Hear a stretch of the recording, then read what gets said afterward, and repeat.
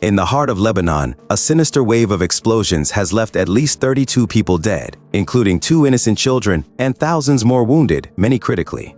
The blasts, which began on Tuesday and continued into Wednesday, have shrouded the country in a veil of fear and uncertainty. The most chilling aspect? The detonations were triggered by everyday communication devices, some of which were used by the formidable armed group, Hezbollah. On Wednesday, the eerie symphony of destruction reached a crescendo when walkie-talkies exploded, claiming 20 lives and injuring at least 450 people, according to Lebanon's health ministry.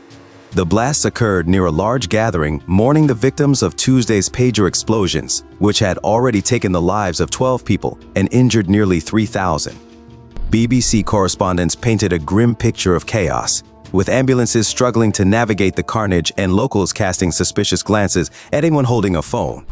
The explosions have sent a shiver down the spine of Lebanese society, coming just a day after a seemingly coordinated and highly sophisticated attack targeting thousands of pagers used by Hezbollah members. Hezbollah has pointed an accusatory finger at its long-standing adversary, Israel. Israeli officials, however, have maintained a stoic silence. Meanwhile, 2 companies based in Taiwan and Hungary implicated in media reports as the manufacturers of the pagers have vehemently denied any involvement. The Taiwanese government asserted that the components of the pagers were not of Taiwanese origin. The components are low-end IC, integrated circuits, and batteries. I can say with certainty they were not made in Taiwan, Economy Minister Ko Ji-hui stated. A Japanese company, purportedly the maker of the walkie-talkies, claimed it had ceased production of that model a decade ago. The unfolding nightmare. The first ominous rumblings began in Lebanon's capital, Beirut, and other areas at around 15:30 local time 13:30 BST on Tuesday. Witnesses recounted seeing smoke billowing from people's pockets, followed by small, sharp explosions that echoed like fireworks and gunshots.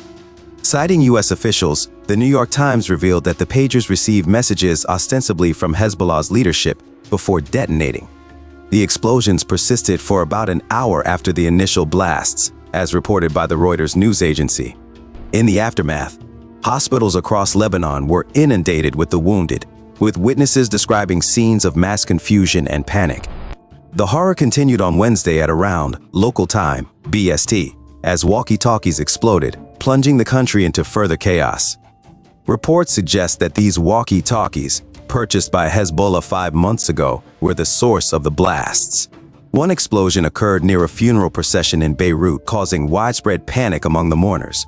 The death toll from Wednesday's attack stands with at least injured, according to Lebanon's health ministry. The mysterious devices. Details about the walkie-talkies involved in Wednesday's explosions remain shrouded in mystery. Footage from the aftermath showed destroyed devices bearing the brand ICOM, a Japanese company. ICOM described the ICV-82 model as a handheld radio that was exported to the Middle East from 2004 to 2014 and has not been shipped since.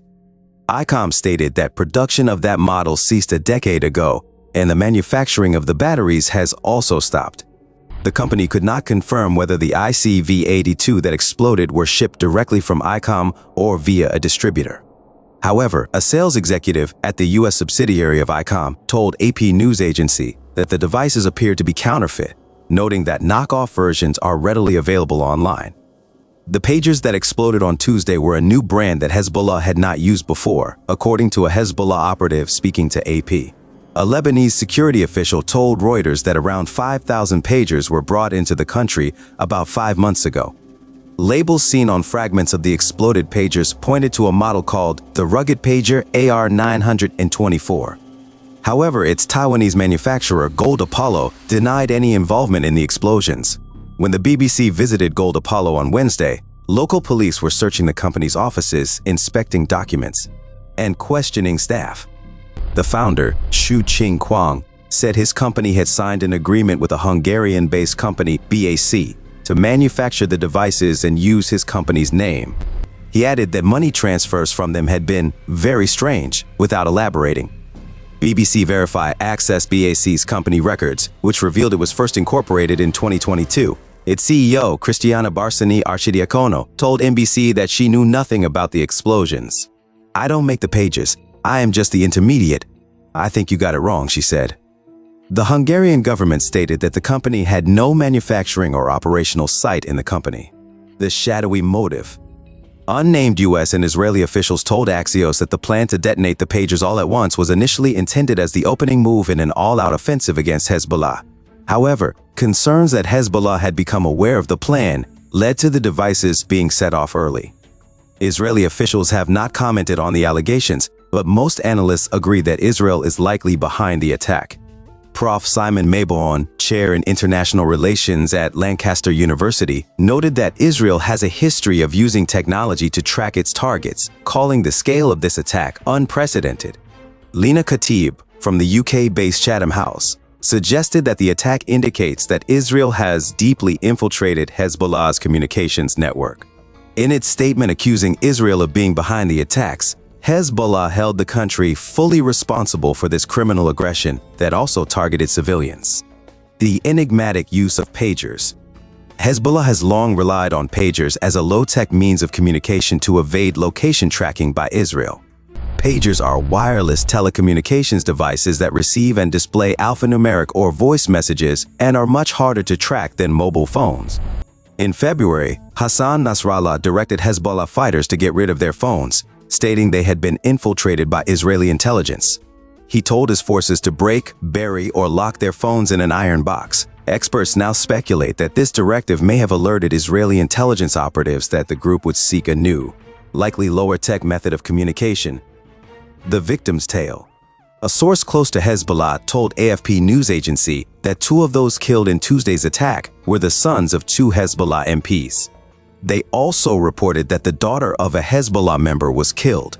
Among the injured was Iran's ambassador to Lebanon, Mojtaba Amani, who suffered minor injuries, according to Iranian media.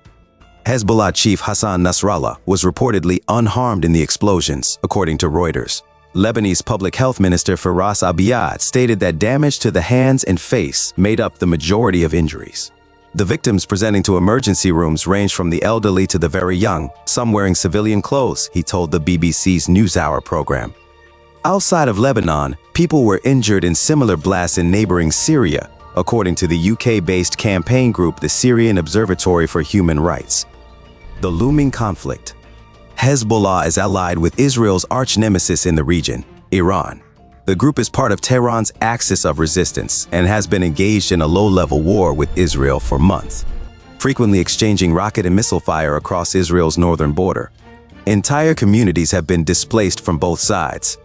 The blast came just hours after Israel's security cabinet made the safe return of residents to the north of the country an official war goal. While visiting an Israeli airbase on Wednesday, Defense Minister Yoav Gallant said the country was opening a new phase in the war and that the center of gravity is shifting to the north through the diversion of resources and forces. Despite the ongoing tensions, observers say that until now, both sides have aimed to contain hostilities without crossing the line into full-scale war. However, there are growing fears that the situation could spiral out of control, plunging the region into a dark and uncertain future. The mystery surrounding the explosions in Lebanon deepens, leaving the world to ponder the sinister forces at play and the potential for escalating conflict in the region.